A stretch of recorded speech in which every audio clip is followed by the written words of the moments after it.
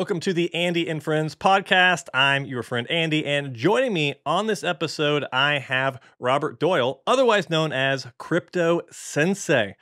Robert has been in the crypto space for 6+ years now. He's made some really amazing trades, and he spends a lot of his time creating content and education around crypto.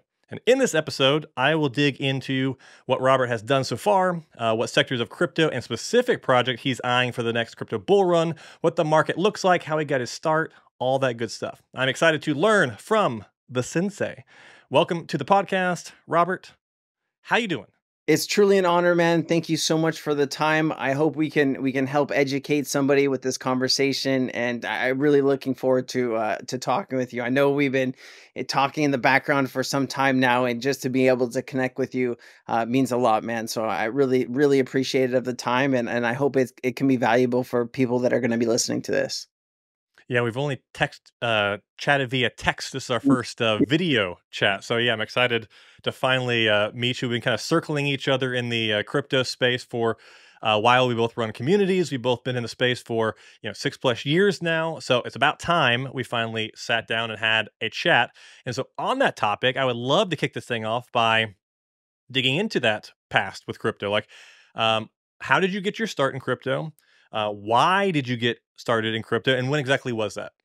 So I've been in crypto since 2019. So it's been about 5 years. I actually got a text from my dad, and he sent me a YouTube video, and he said, "Hey, can you look at this for me?"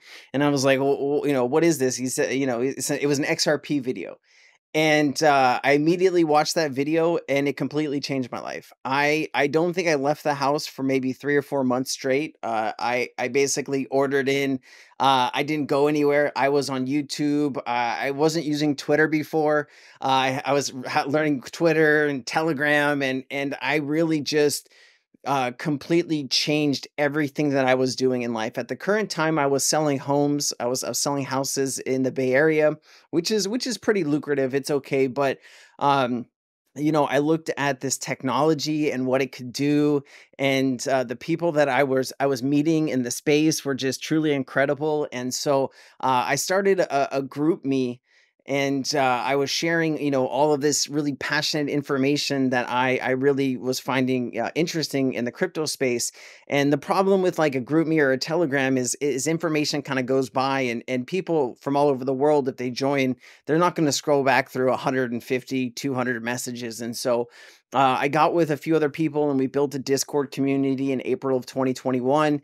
And man, did we catch fire. We were able to build a team of 30 people. It was the most amazing experience, right? I was going from making maybe 150 to 200 grand a year selling houses to my first in 2021, I was able to make just under $3 million. And I had never made that much money before. And at the time, I didn't really know what to do with it, right? I was shocked. I would say that I could have done a lot better. I didn't really quite understand bull and bear markets, and there was a lot to learn about that. And I did leave about $1 million on the table, not selling out of some of my positions. And I just felt that there was still a lot to learn. So every day I still consider myself a student. I'm always learning. I'm on my computer from 6:30 in the morning till like 8 or 9 o'clock at night. I really don't take too much time off, and sometimes that's a bad thing, because I kind of wear myself down. I kind of get sick, and then I'm forced to take a few days off. But there's always so many things going on. The bear market was very tough. We did end up losing about 80% of our customers as people left the crypto market, and we needed to rebuild our team. And I feel that we're in a much stronger position now. And I wasn't doing as much work as I was back in 2021. I felt like money was just kind of coming out of nowhere. I mean, you could pretty much invest in anything and make money. And I kind of had to change my approach on how I do things. I'd say the last 6 months have been the most amazing 6 months that I've had in the last 2 years, for sure. That's super cool to hear. So that is fascinating, going from don't know anything about crypto to getting a text from your dad, which that's got to be a rare story, right? Like it's usually the other way around. It's the son that's like, "Hey, dad, check this thing out," and they're like, "Oh, that's I don't understand," you know. So that's kind of cool. But going from essentially zero in the world of crypto to $3 million plus in a short amount of time, like that's kind of a crazy story. I'm curious, what were maybe a couple of the biggest wins that kind of moved that needle that first cycle? I've been the most successful in the crypto space through investing into node projects. And in 2021, there were a lot of kind of scam node projects. I don't know if you remember Strong Block, but I was an early investor in Strong Block, and that project, it had good plans. It just got too big too quickly, and the tokenomics were quite terrible, and it just kind of collapsed on itself. But I was able to make a lot of money through that project and other projects like that. I invested into Gala nodes when they were about $2,000. I got into playable nodes when they were $300. Most recently, we got into Zygames. Zygames launched December 7th. I bought about 28 nodes for about 12,000 bucks. And those things print maybe about $1,500 a month right now, which is pretty insane. So I'd say my biggest success in crypto is finding node opportunities, legitimate node opportunities, and just going hard into them. And I found that if I go in kind of light and then I compound and compound and compound and I'm not taking profit, I'm kind of doing it the wrong way. So the way I do things now is I go in hard and then I take out is my what I initially invested, my profit, and then whatever else comes in, that's free money. And I use that money to reinvest in other projects like Deepin, AI, crypto gaming, that type of stuff. Yeah, I think a lot of people, when all those were popping off, there was Strong as one of the first of those to kind of utilize what we all started calling Ponzinomics and Yeah. stuff. And there's a whole slew of clones of it, and you could make serious money with them if you just got in early enough. You just rode that wave early enough. But also, it trapped a lot of people into this ever compounding where they took all the rewards and they bought more nodes. They get more passive income, and I think what you just said was definitely a lesson I learned, you've learned, so many other people learn is like this value of actually taking your initial out and like protecting profits and learning that aspect of the game. Is there anything else that was like is top of mind right now when it comes to like learning from mistakes of the previous cycle? Oh man, I made so many mistakes. Taxes are a thing, right? And Yeah. I know a lot of us don't like taxes. Don't feel like we. I think a lot of people in crypto, especially in the U.S., don't feel like the government is smart enough to realize that we are trading crypto and making all of this money. But like when we're trade we're when we're sending money from MetaMask to an exchange that we're KYC'd on, they can make that connection, right? And especially when you're depositing 20,000 with, at the time in 2021, I was making deposits in my bank account of like 200 grand, 300 grand. They're like, well, where's this money coming from, right? So putting enough money aside, I was not doing it at that time. I was, oh, I got to get into this now. I got to get into this now. Now I got to get into this. Now every project that I'm actually taking profits out, I'm taking 20%, I'm putting it on the side for taxes. I'm taking 20%, I'm putting it on the side for just money to have, just kind of just putting it into your bank, right? For the next bull run, right? Because we are going to get into another bear market. Obviously, I've seen some different times and when people think that's going to happen, and we can talk about that later. But putting money aside is probably the strongest thing that I've learned. Also, not chasing green candles, not chasing the hype. There's always going to be another opportunity in crypto. And I think that is the biggest problem people have. They get a text message from a friend or they get a YouTube video, right? And they don't understand that a lot of YouTubers are paid 5 grand, 10 grand, 20 grand to push absolute garbage to their members. And I turned down so many I get emails all the time. Will you talk about this? Will you talk about that? And you look at this and you're like, would I actually invest in this? And if the answer is absolutely no, those conversations just end there, right? And so putting money aside, I think, is the biggest thing, and not chasing the green candles, right? The biggest and best opportunities are still in front of us, right?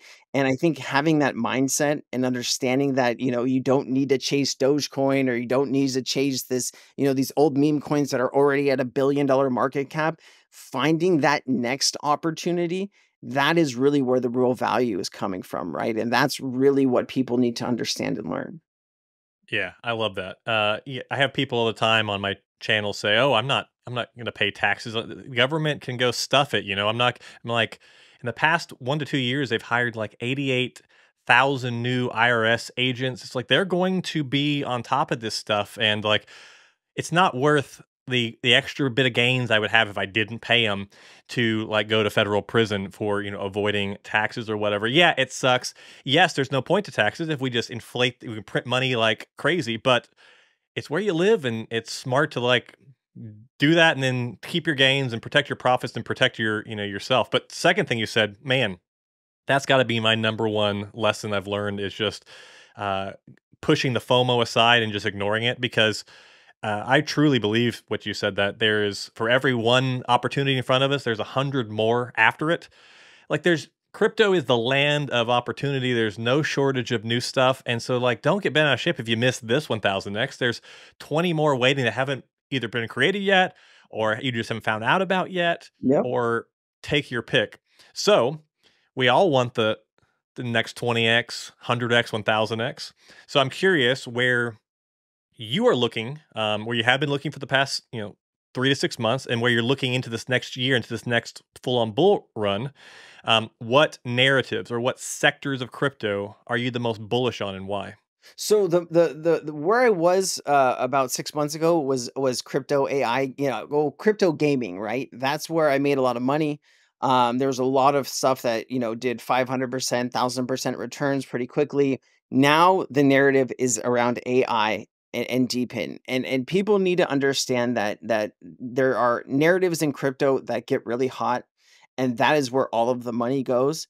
And when the hype and the energy leaves that sector, you need to be out of that sector, right? You need to move on to whatever the next big thing is in crypto.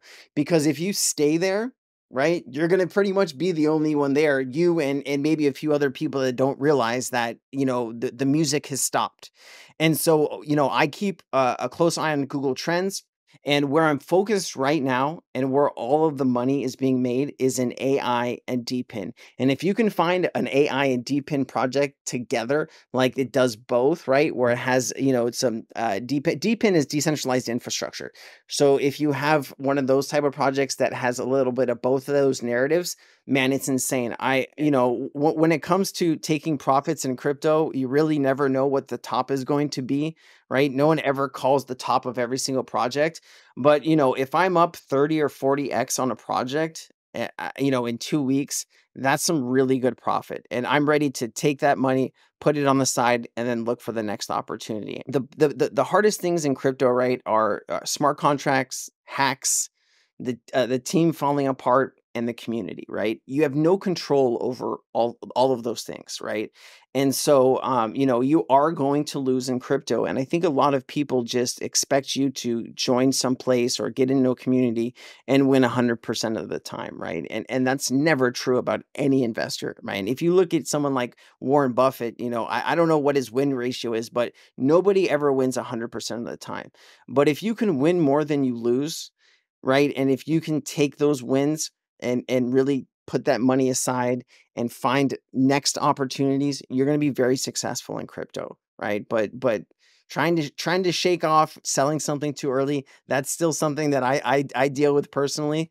But I think that's a good lesson for everybody, right? There's so many things that are out of our control. So don't beat yourself up. Focus on what's coming up next, and enjoy what's happening right now, because this bull market is supposed to be 3 to 4 times larger than the last one.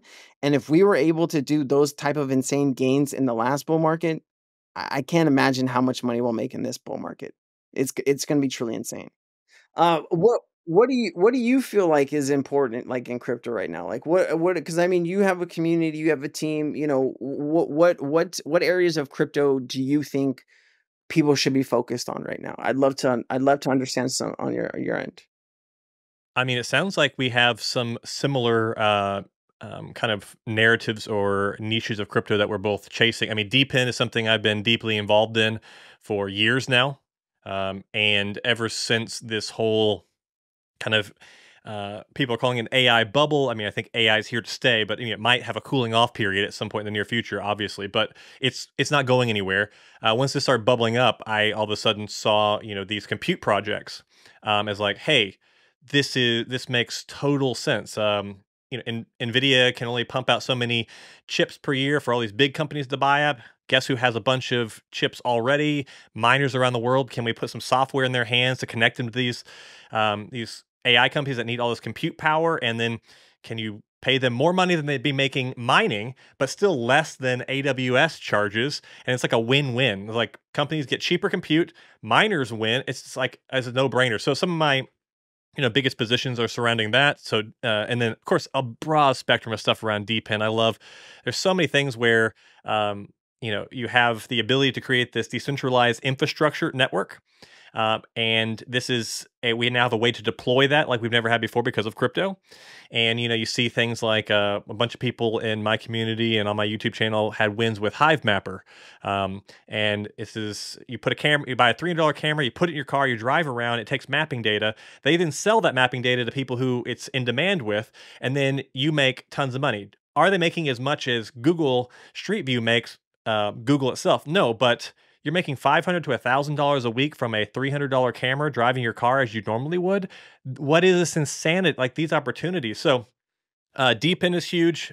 Things around AI, which those are kind of on the periphery each other. And I'm a big Bitcoin bull, and I think this year is going to be a great year for Bitcoin. But also, I've been super bullish on gaming and GameFi and crypto gaming. I think last bull run was a test run. I'm curious your thoughts on this. I feel like that was kind of a test run of like crypto and blockchain gaming, and then we had some success and there was money to be made, but largely most of the crypto games weren't very fun to play. It was just No. monetarily motivated.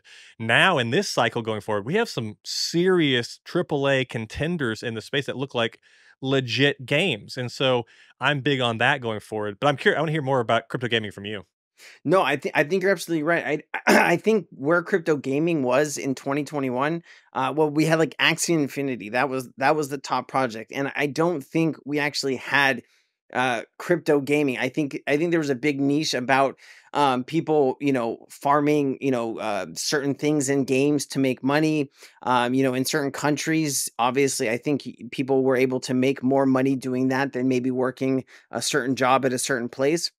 But we actually have AAA rated studios, right? Making games like multi-billion dollar games. Like Heroes of Mafia, right? We called that before it launched in the Discord, that went up like 400%. That was an easy call, right? That was a lot like Clash of Clans. We know that's a very popular game, and we knew that was going to be, an easy win, right? And so I just think like if you look at like something like Off the Grid, Shrapnel, Big Time. I mean, there's really incredible games that are being built out this time around that were not even close or around back in 2021. So and a side note from this too, you got to be careful about the game that you're investing in, right? Like what I like to get into, or what and obviously I'm not a financial advisor, so please don't take anything I say as financial advice. But when you're investing in just a single game, if something happens to that game where maybe it becomes unpopular, or maybe there's an update that the community hates and they all leave, right?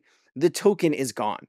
But if you invest in actually a gaming studio where they're producing 20, 30, 40 games, that's a much better opportunity long term, I think, because even if they have a few things that fail, if they're successful in a few other things, the entire project is going to be successful. So what I look for is not just individual games, but also the ecosystems behind those games, right? So that's really what I'm looking for when I'm investing in these types of things.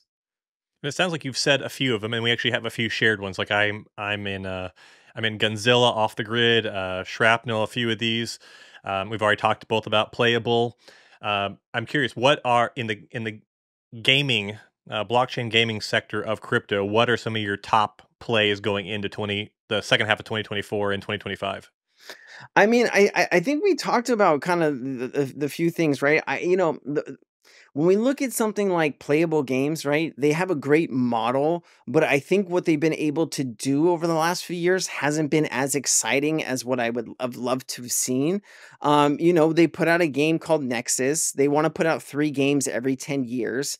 They just don't have a huge player base, right? And that's what I was talking about is you put something out, you work on it for 2 years, and then nobody plays it, right? And that's very tough for all of the believers in the ecosystem, right? But I mean, honestly, we really talked about what I think is probably going to be the biggest games. I really have focused more of my time and energy on Deepin and AI right now. Like I'm in several gaming projects that I mentioned, but most of my money is tied up in the Deepin and the AI section because crypto gaming, yes, is hot. Yes, they are going to do some crazy numbers, but doing a 40x in 10 days, that's truly insane. And I think you can keep repeating this because there's going to be a lot of these new GPU type style projects. I think we were talking about storage chain, right? Decentralized storage. That is a huge thing. You're seeing a ton of new projects popping up about decentralized storage, right? We just had this huge hack where 26 billion records were hacked. And so I think the world is going to want to be moving towards decentralized storage, and they're going to need solutions to do that. And so I invested about $70,000 into that project, and I'm running. I'm probably the biggest node holder for storage chains. So if they're even remotely successful, I should be able to print, at least $1 million in that project in this bull market. But we'll see. It all depends on what if the team delivers and their roadmap. But I think you kind of you probably know a little bit more about crypto gaming than I do. I'm really just I'm totally all of my time right now is focused on AI and Deepin. Like I've kind of turned off everything else that's around me. And I mean, if you go into Google Trends, and you type in crypto gaming or gaming, you can see that it is not anywhere close to where the FOMO and what people are searching for right now. It's all about artificial intelligence, AI, and Deepin. That is these two strongest narratives right now, right? And so you also have GambleFi. You have a few other narratives that are hot in crypto, but I'm really trying to chase those 100x's, and I just unless you're getting into like seed rounds on some of these projects, which let's be honest, a lot of people that are not influencers, or a lot of people that don't know, VCs and things like that, they're not getting into these types of things. And I just think there's going to be more money to be made in that deep in AI area. Yeah. Yeah, I mean, I agree with like, yeah, when it comes to what was trending right now, I think my hope is with gaming that that does become very, very exciting into the bull run and stuff. And yeah, that's been the opportunities I've been looking for, some of that kind of seed round or private sale kind of stuff. And that's what I've been kind of bringing into my own community. We've been kind of excited around about, but Deepin is by far been the focus. So and yeah, you've got a lot heavier into storage chain than I. I'm like 1/7 of the amount into storage chain as you. I've got my half a million storage W store. Yeah. But maybe talk about some more things around that. I'm curious, where is the most of your excitement when it comes to Deepin and AI right now? What are the crypto projects and companies you're looking at? So there's a project coming up called Aether, right? It's Aether Cloud, I think it is. It's supposed to be kind of like a competitor to Render or something like that. They're having a node sale. I don't know if you got into, they just did these tiers with these nodes, and so depending on like Impossible Finance is going to be able to sell nodes. I think around like I think they got into tier 3, which is like $700 or $800 per node. But right now, if you're trying to get into it, you're going to be paying 2 or 3 grand per node. And I do think, we don't know what the ROI is going to be like on these nodes. I really wanted to, if I could have gotten in at like $500, I probably would have probably bought 100 nodes or whatever. But at 2 or 3 grand, I'm probably going to reshift that strategy and just maybe buy the token and see how that goes. IO.net is a project that is partnered with Render and all kinds of things. Vanek, who is a money manager, they manage like $78 billion. They're talking about IO.net. And so I'm really looking at that project right now. I think it's supposed to launch later this month as well. Um, Is Van Eck the one with the HODL Bitcoin ETF ticker? I think so. Yes, Yeah. yes, Okay. yes. Yeah. So I'm really looking. We actually in Cryptoneers, we just made a partnership with a VC firm, and so um we're able to bring seed round investing now to our members, which is pretty insane. And so I've just started forming a great relationship with the founder of Hourglass, and I'm very excited. Right, he just got me into a few seed rounds of a few projects that I think are going to be insane. I can't talk about them yet due to NDAs, but man, I'm very, very excited. And I think when you take a look at who makes the most money in digital assets and crypto, it's the VCs. And when you can actually get in with those types of deals, those are the opportunities that I'm really looking forward to bring into my community. So, of the things that though are not that early stage and things that are already out there and available to anybody, I'm curious, what are you looking at? Do you have any position in Render? Is that too big for you to be interested at this point? What are other things in the deep end space that are out there right now? No, Render, Ajax, Singularity, right? Oh God, I'd have to pull up the list of the tokens that I'm in. But I mean, we were talking about Ator, we were talking about a lot of these AI projects back in like early 2023, right? And just now these things went up, 500%, 1,000%. We were buying Render under $1. I think Render could probably do, $30, $40. I think there's a lot of hype around Render, but I think a lot of people are looking at, like, hey, do I want to chase this, maybe 10x with Render, or do I want to, maybe chase, 100x or 1,000x with some of these newer projects that are launching every day. And so, I that is all I'm doing right now is looking, trying to find the next, big, Deepin AI, GPU type project, right? Shared infrastructure. That is really what I want to do. Also, with Zy Games, like that was really a great opportunity. It had one of the biggest test nets in history, right? They're layer 3 on Arbitrum. So you have layer 1 is Ethereum, Arbitrum's layer 2, and then you have Zy Games, which is the layer 3. And so I knew with the partnerships, one of our team found that, and I started looking at it. I was like, oh my God, this is going to be insane. And also 50% of all of this, all the rewards and the tokenomics go to node holders. And so, that was something where I just knew that was going to be a good opportunity. And so, I mean, currently right now, those things are making like 12 to 15 grand a year from like a $300 investment. Right. So, those are the type of opportunities I'm looking for, and they don't come around, very often. And I try not to focus too much of my time and energy on, all of these tokens that were around, in 2021 and 2020. I just think that, all of the newer hype, where, people are chasing their airdrop farming, they're chasing these layer twos. You're going to get an Ethereum ETF that's going to be coming, right? And do you buy Ethereum, or do you focus on the layer twos and the infrastructure that support Ethereum, right? I think there's going to be more money to be made on that second option. I mean, they're going to ETF pretty much everything they can, because all of these big institutions are just there to make money, right? And they know that they're here to stay with crypto.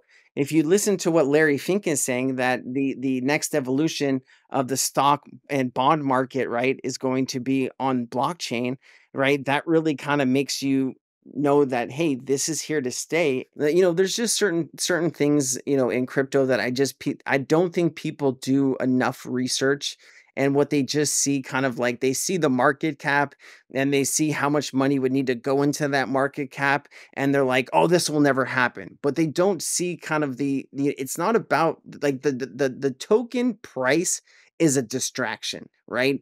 It's the underlying protocol and what it does is where the real value is, right? And that is what that is what I try to identify is what is this use case going to do? How many people in the world can use this use case and how valuable will this use case be? And that's what I try to identify in crypto. So yeah, talking about like the future of the crypto space and what the next this cycle or the next one could look like, and talking about total inflows and what future market caps could look like. I'm curious, what is your outlook for this year to next year in terms of total crypto market cap? What do you think that's going to look like? Last cycle, it was almost 3 trillion. So what does this one look like? If you go off previous, like if you look at 2012 numbers, if you look at the previous kind of Bitcoin halving numbers and kind of what, how long those bull markets lasted, I think this one's kind of interesting, right? Because you never had the Bitcoin ETF. And I think the ETF has kind of moved up the timeline on the actual bull market and how long it's going to last. And personally, what I'm worried about is a few things. One is all of our trading partners right now are currently in a recession, right? You have China's in a recession, the UK's in a recession, Japan's in a recession, Eurozone, Germany, they're all in a recession right now, right? And the US is supposedly be doing is doing really good, yet all of these companies are laying off a ton of people, right? The biggest thing that a lot of people are not talking about is that 70% of regional banks, like regular banks, hold all of these loans for all of these office buildings. Okay. And all of these buildings are underwater. Plus, you have right the bond issue, right, which took under Silicon Valley Bank, right? They got all this influx in money because of the C word, right? What was it, like $7 or $8 trillion was printed. They turned that money into long-term bonds at low rates. Rates skyrocketed. Those bonds became, pretty much not worthless, but they lost half of its value. And a lot of these banks are pretty much insolvent, right? And they can't get rid of these office buildings fast enough. I saw something the other day where they were selling this office building for like 16 cents, but it came with $800 million worth of debt, right? So what happens when that catches up to all of these actual banks, right? And what happens to these banks? Because the government is not going to bail out all of these banks, especially these smaller, regional banks where most of these loans are held. So I'm watching a lot of different things, right? A lot of our trading partners are in recession. The US is supposedly doing really well. It's an election year. I don't think the Biden administration is going to let the US go into a recession. I think what they'll do is they'll drop rates as fast as they can and they'll start printing money. It did seem when you listen to Jerome Powell talking about the Fed that they were going to start thinking about dropping rates in May. It sounded like they didn't have enough data to do it in March. CPI came in a little bit hotter than what it was expected last month. And so, they really do need to drop rates in order for them so the US can refinance all of this debt, right? And banks really need rates to start dropping so they can start refinancing some of this debt. And so you're really in a tough spot right now. So I see people saying that the bull market is going to run until either quarter one of 2025 or October of 2025. But what I'm worried about is the election in November, right? And who wins that election, it might decide the future of what's going to happen with crypto in the United States. And I think there could be a lot of volatility around that. So there's a lot of factors that are happening right now that I think that we're just kind of throwing up guesses on what we think is going to happen, but we're not actually looking at the raw data underneath it all.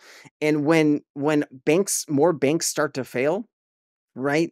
And the Fed doesn't bail those banks out, what happens to all of those people's money, right? What happens to those people's mortgages and their homes? And I think there's just a lot of, I think there's a lot of more information that needs to be done by people to research and look into this, right? Is your money in one of these regional banks, right? Is this bank solvent, right? Where's most of their value, right? And I think like my money is in a GSIB, right, which is a globally systemically important bank, which I know that the government will come in and bail out no matter what happens, because if that bank goes down, the whole banking system kind of is in trouble, right? So I keep my money, in Chase, and but I think there's a lot of smaller banks that you're going to see that are going to have a lot of issues this year. Last I looked at the data, and this is maybe a year and a half ago, and so it's out of date, and I don't know what the current stats are, but I remember looking at the official reports, and something like 700 to 800 of these regional banks and stuff around the U.S. This is on the heels of Silicon Valley Bank collapse. Was like 700 to 800 of these banks were all in the extreme high risk profile. And I imagine that situation hasn't materially changed since then. So I imagine that's either roughly the same or it's worse now. So you said keeping your money in, one of the big banks, like a Chase or somebody who the government is hopefully going to bail out. Like, what else are you doing in preparation for if that were to happen? If shit was to hit the fan, and things were to collapse, if we don't print our way out of it for a little while longer and just keep kicking the can down the road like we've been doing, what's the plan? Well, I mean, and that's why I own something like XRP, right? Because I think they know that they can't keep reprinting money, into infinity, and at some point, we are, won't be able to kick the But can down the road anymore. do they know that, Robert? Uh, you you It know, doesn't seem like they do. it well, what do you do? Do you go out and tell the American people that we're in a death spiral, and we're Yeah, not gonna be able to come out of this, right? Like, yeah, it would cause pure panic in the streets, right? And yeah. so, there's only so much stuff that you can tell the general public without causing mass hysteria and panic, and especially in an election year, right? And so, it is a dire situation. So what am I doing to prepare myself for this? Obviously, gold and silver are great hedges against, these types of things, but like I'm just really not a gold and silver guy. So I do think there's gonna be a big bust cycle in crypto. You have 30, 40,000 cryptos, and you only have a few hundred real big use cases, and payments is the number one use case in crypto. So, I'm focusing what my plan here is over the next few years in this bull market, whether it lasts another 6 months or another 18 months, is I'm going to stack up as much money as I can.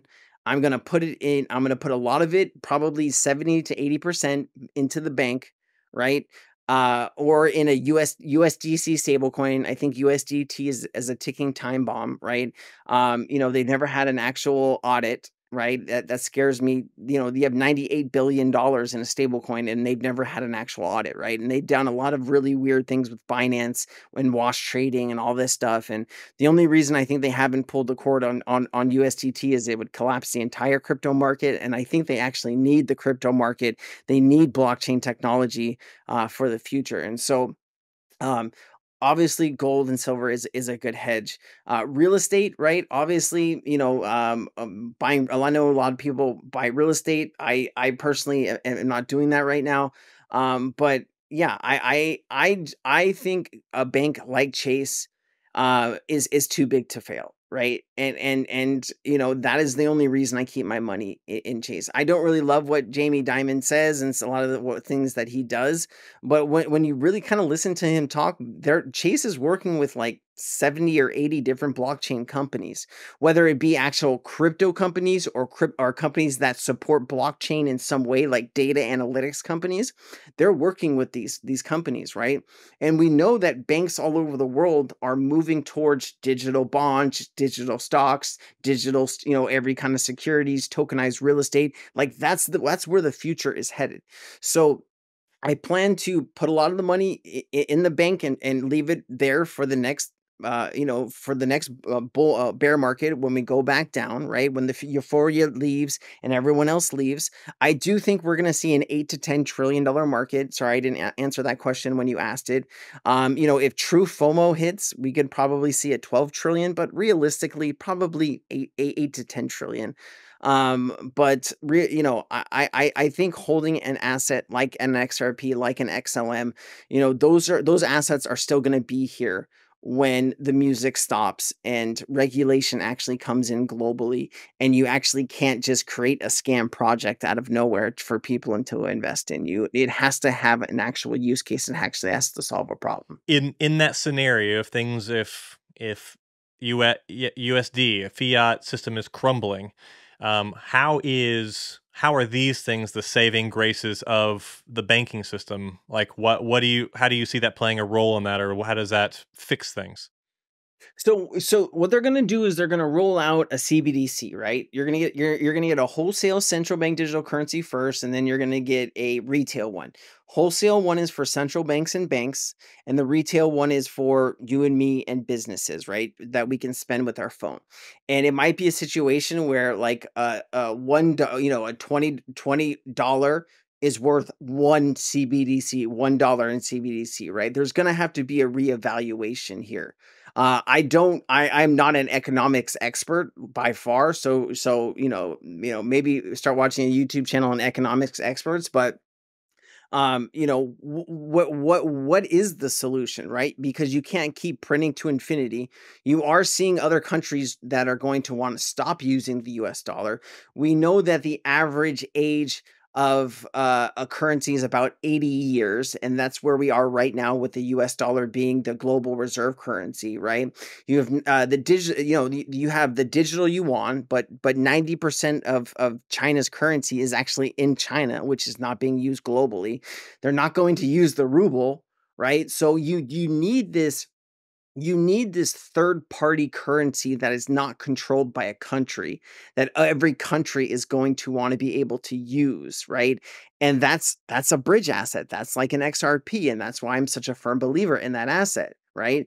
Because countries are tired of using the US dollar, right? And what is the solution there? Right, the ruble is kind of in collapse. It's being propped up by the Russian federal bank. Right, every time it kind of goes from a dollar, $1 equals 100 rubles. They keep buying it down. So you know it, the Chinese yuan, it won't be used, right, as a global currency. It's not going to be India's currency, right? The US is still going to have supremacy for several more years, or at least another decade. But there could be a big black swan event, right, like these banks and all of this debt that needs to be refinanced is a problem right now, right? And that's not a decade problem from here.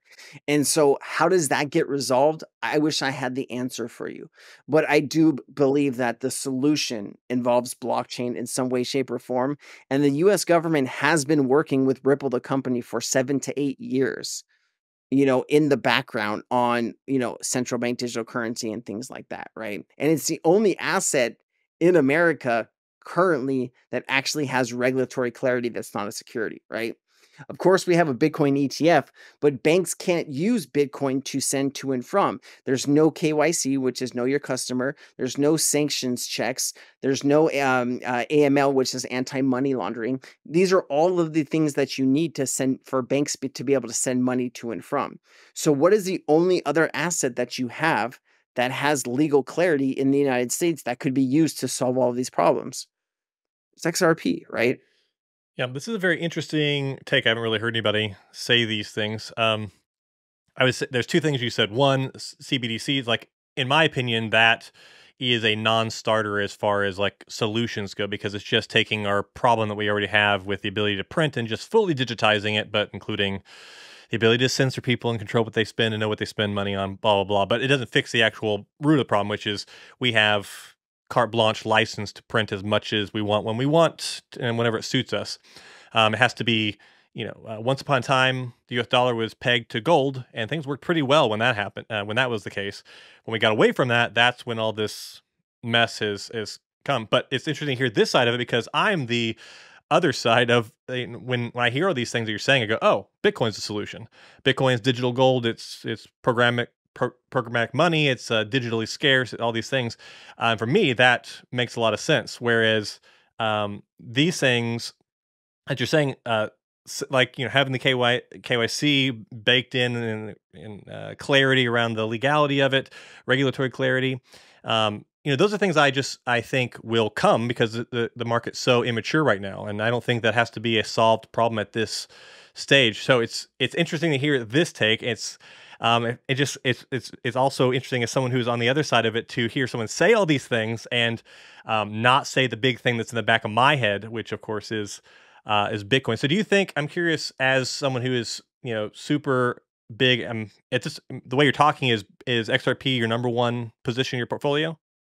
So I have reduced some of my XRP position to buy into some Deepin and AI assets. I still hold a decent size of XRP, but since XRP really hasn't been moving too much and we are waiting for regulation, it didn't make sense for me to have these hundreds of thousands of dollars just sitting in XRP doing nothing. So I put a lot of that money to work into other assets. I still hold a considerable bag compared to most people, and I do plan to buy back what I used to have after kind of all of this mayhem has ended, right? But here's a solution that I think is possible. That okay, so basically you're sitting on $34 trillion worth of debt, right? Government bonds. The government goes out, creates these bonds. People buy these bonds. They get a percentage back, right? There's no way you can. At this point, there's no way you can get out of how much debt has been created, right? The last administration created what, $8 trillion in debt, right? It added debt to the In a overall year. Yep. underlying. What is the only solution? You can't revalue gold I mean, central banks have been buying gold at alarming rates they haven't been buying in decades, right? So there probably is going to be some type of reevaluation in gold, but that's really not going to fix the underlying issue of all of this debt, right? So, uh, you know, there is a solution that they could value XRP at a certain amount.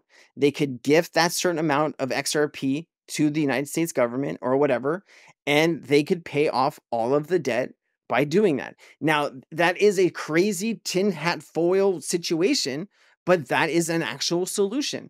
And if you look at the US government, they're not working with a ton of actual blockchain infrastructure companies, but they've been working with Ripple for 7 or 8 years. Why is that? I would love to be right about something like that, because we could come back to there and say, damn, Sensei was right about that. But I don't know, man. Do you have an idea of a solution of how we get out of this mess? I mean, stuff like that, it just seems like, um, I mean, no. Do I have an answer to all the U.S.'s economic problems? No, I don't.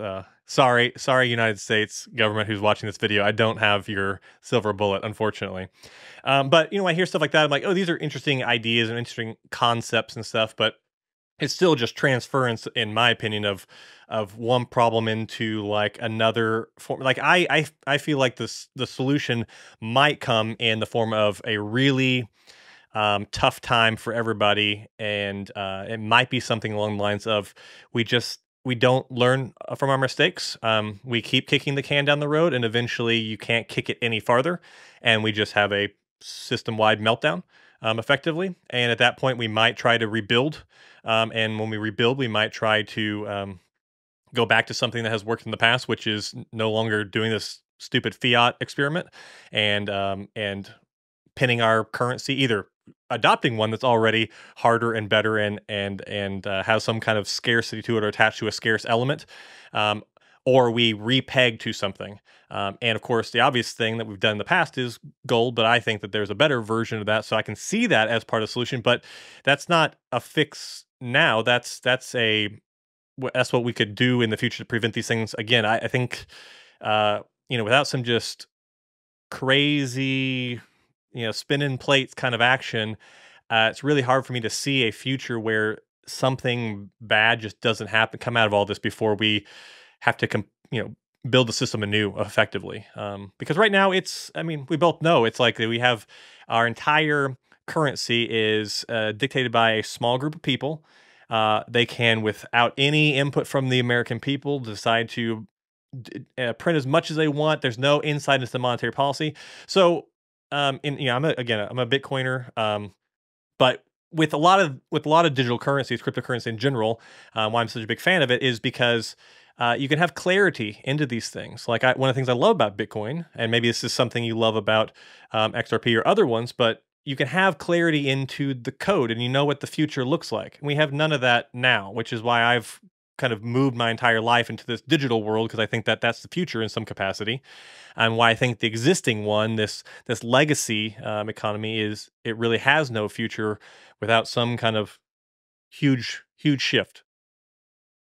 If the solution was Bitcoin, why is the US selling their Bitcoin, right? Like if that was the US dollar is going to be backed by Bitcoin, the US, right? They seized a ton of Bitcoin from Silk Road and all this stuff, right? They've been selling it, right? Right? So like if they actually had a plan to back the US dollar with Bitcoin and solve it, why would they be selling the Bitcoin that they have, right?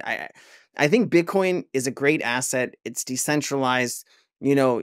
People can send money to and from, but it's not something that banks can actually use, right? It's not something that central banks or banks or people in general, right? It's expensive to send to and from, right?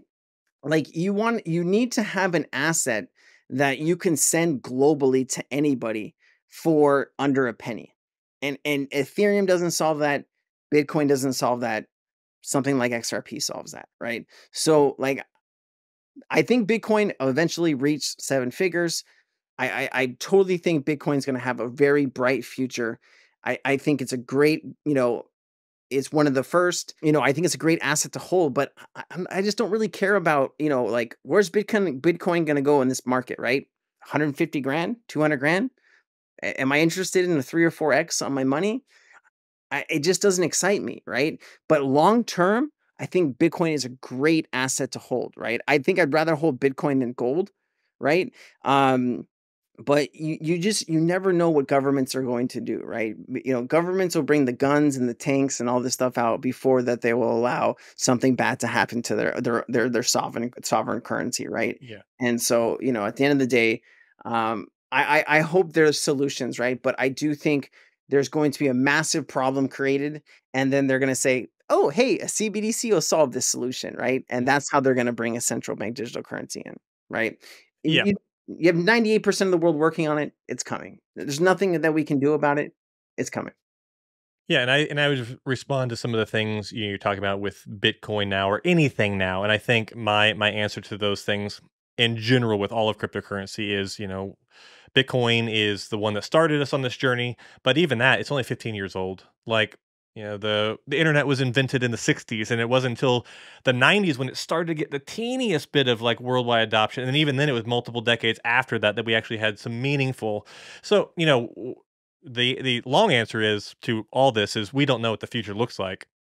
It's very exciting to be in this now. And it's very exciting to have these discussions and think about these things as these kind of conceptual ideas, but we don't know what the next several decades are going to look like with these things. So, my answer to a lot of these things is, well, I'm placing my bets in lots of places, and I definitely have some sneaking suspicions about certain things, but who knows the future? I mean, how many Exactly. surprises in this space have you had just in the past like 2 years? I mean, it's got to be countless, right?